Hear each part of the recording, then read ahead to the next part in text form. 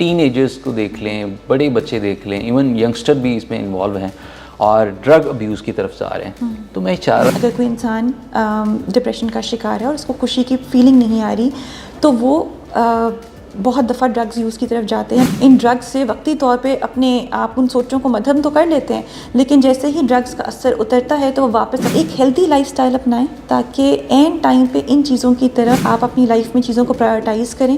جو چیزیں ضروری ہیں ان کو ہیلدی لائف سٹائل اپنائیں، تھوڑا سا جاگ کریں، آپ اپنی واک پہ جائیں، اپنے فرینڈز اینڈ فیملی. السلام علیکم ناظرین، میں ڈاکٹر میڈا، امید کرتے ہیں آپ سب خیریت سے ہوں گے. آج ہم بات کرنے جا رہے ہیں کہ positive effects of drug use, کہ اس کا کیا پیچھے وجوہات ہیں، اس پہ ہم بات کریں گے. ہمارے ساتھ موجود ہیں ہمارے نفسیات ڈاکٹر فرح حیدر، جو کہ کنسلٹنٹ سائیکیٹرسٹ ہیں فوکس لائف ریہیب میں. ڈاکٹر صاحب، بہت شکریہ فار دا ٹائم. بات کرنا ضروری ہے کہ ہمارے ہاں آج کل کے معاشرے میں ٹین ایجرس کو دیکھ لیں، بڑے بچے دیکھ لیں، ایون ینگسٹر بھی اس میں انوالو ہیں اور ڈرگ ابیوز کی طرف جا رہے ہیں. تو میں چاہ رہا ہوں کہ کازیٹیو افیکٹس کیا ہے، کازیٹیو ریزن کیا ہے، اس کے پیچھے کیا وجوہات ہے کہ ہمیں اس طرف جانا پڑتا ہے. اس کو سمجھنے کے لیے سب سے پہلے ضروری یہ ہے کہ ہم یہ سمجھیں کہ ڈرگز ہمیں کرتی کیا ہیں. ٹھیک ہے، ڈرگز ہمارے، جب ہم ڈرگز لیتے ہیں تو ہمارے دماغ میں کیمیکل ہوتا ہے ڈوپامین، جس سے ہمیں ایک پلیجر کی سینسیشن آتی ہے. ٹھیک ہے، اب جب ہم ڈرگز لیتے ہیں تو ہمیں وہ خوشی اور پلیجر اور ریوارڈ کی سینسیشن آتی ہے، اس لیے ہم بار بار وہ ڈرگز لیتے ہیں. دوسری قسم کی جو ڈرگز ہیں وہ کچھ ہمیں ریلیکس کر دیتی ہیں. ہم اگر ایک ایسی اسٹیٹ میں ہیں جہاں پہ ہمیں ایجیٹیشن ہے یا انگزائٹی ہے تو ڈرگز ہمیں پرسکون اسٹیٹ میں لے آتی ہیں. ٹھیک ہے، اب انہی دو کیفیات کو اگر ہم مد نظر رکھیں تو بہت سے اور صورتحال ہیں جس کے اندر لوگ پھر ڈرگ یوز کی طرف چلے جاتے ہیں. فرض کریں اگر کوئی انسان ڈپریشن کا شکار ہے اور اس کو خوشی کی فیلنگ نہیں آ رہی تو وہ بہت دفعہ ڈرگز یوز کی طرف جاتے ہیں because they want to feel happy. ٹھیک ہے، بہت سے لوگ جو ہوتے ہیں وہ اسکیپ لینے کے لیے کہ ہمیں وقتی طور پہ ہمارا دماغ معاف ہو جائے، ہمیں تکلیف نہ ہو، تو وہ ڈرگز لیتے ہیں. اسی طریقے سے بہت سی ایسی نفسیاتی بیماریاں ہیں جن کے اندر ہم قدرتی طور پہ ڈرگز لینے کے لیے آپ کی طرف زیادہ مائل ہوتے ہیں، جس طرح اسکیزوفرینیا ہے، بائی پولر ڈس آرڈر ہے. ان کے اندر کچھ لوگ ہیش وغیرہ کی جو ڈرگز ہیں وہ قدرتی طور پہ زیادہ لیتے ہیں، ان کے اندر زیادہ پری ڈسپوزیشن ہوتی ہے ٹو ٹیک دیز ڈرگز.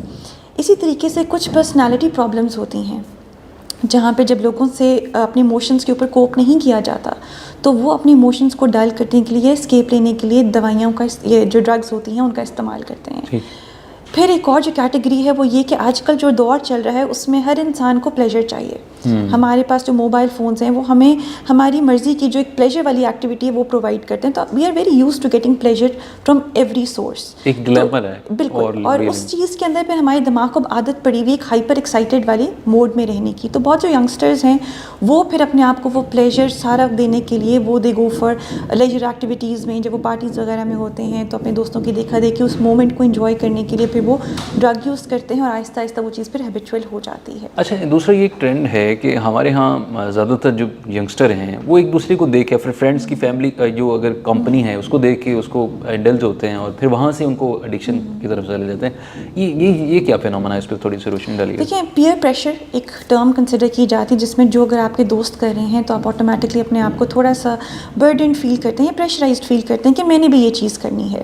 ٹھیک ہے، تو کیونکہ نہ کرنا ایک مشکل چیز کنسیڈر کی جاتی ہے. ہاؤ ٹو سے نو، یہ ایک لوگوں کو کہ کوئی پوچھے گا کہ تم کیوں نہیں کر رہے تو وہ ان کو عجیب لگتا ہے نہ کرتے ہوئے کہ میں اگر نہیں کروں گا تو پتہ نہیں لوگ میرے بارے میں کیا سمجھ لیں گے، میں کول نہیں رہوں گا وغیرہ وغیرہ، جو بھی ان کی سوچ ہوتی ہے.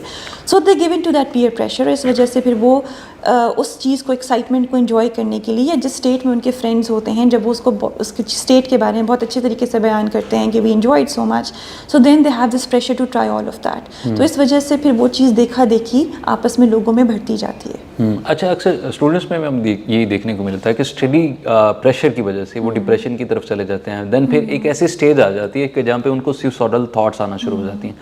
تو کچھ بچے جو اس سے نکلنے کے لیے وہ ڈرگ ابیوز کی طرف جاتے ہیں. تو یہ کیا سارا طریقہ کار ہے کہ آیا کہ اس سے پلیجر ملتا ہے اور پھر کیا اس کی وہ ڈیوریشن لمبی ہو جاتی ہے، تھاٹ میں کیا چینجز آ جاتے ہیں؟ اب جیسے میں نے پہلے بتایا کہ بہت سی ایسی بیماریاں ہیں جن کے اندر بھی انسان اس تکلیفی کیفیت سے دور نکل کے لیے ڈرگز یوز کرتا ہے، جیسے کہ ڈپریشن ہے، انگزائٹی ہے. اور یہ وہ والے بیماریاں ہیں جو کہ آج کل کی جو ہماری یوتھ ہے اس میں کافی کامن ہے. تو جب وہ اینکشس ہوتے ہیں یا جب ان کو کوئی ڈپریسو تھاٹ آتی ہے تو وہ وقتی طور پہ اسکیپ لینے کے لیے ان سوچوں سے وہ ڈرگس کی طرف چلے جاتے ہیں, ٹھیک ہے, بجائے یہ کہ وہ ایک ہیلتھ پروفیشنل کے پاس جائیں اور ہیلپ سیکھ کریں, ایون تھیراپی کے ذریعے ہیلپ سیکھ کریں. وہ امیڈیٹ رسپانس چاہتے ہیں اور وہ فوراً ان کو امیڈیٹ خوشی چاہیے ہوتی ہے, جس کو ہم امیڈیٹ گریٹیفیکیشن کہتے ہیں, وہ اس طرف نکل پڑتے ہیں اور پھر وہ ان ڈرگس سے وقتی طور پہ اپنے آپ ان سوچوں کو مدھم تو کر لیتے ہیں, لیکن جیسے ہی ڈرگس کا اثر اترتا ہے تو وہ واپس اپنی انہی کیفیات میں آ جاتے ہیں اور پھر ان کو بار بار وہ ڈرگس لینی پڑتی ہیں اپنی انگزائٹی یا ڈپریشن کو فائٹ کرنے کے لیے. ایک اور چیز جس کا میں یہاں پہ اضافہ کرنا چاہوں گی کہ بہت سے جو اسٹوڈنٹس ہیں وہ کچھ ڈرگز ابیوز کرتے ہیں اپنی کانسنٹریشن بڑھانے کے لیے. جب ایگزامس قریب آ جاتے ہیں تو کچھ ڈرگز ایسی ہیں they are known to boost your concentration وغیرہ, تو وہ ان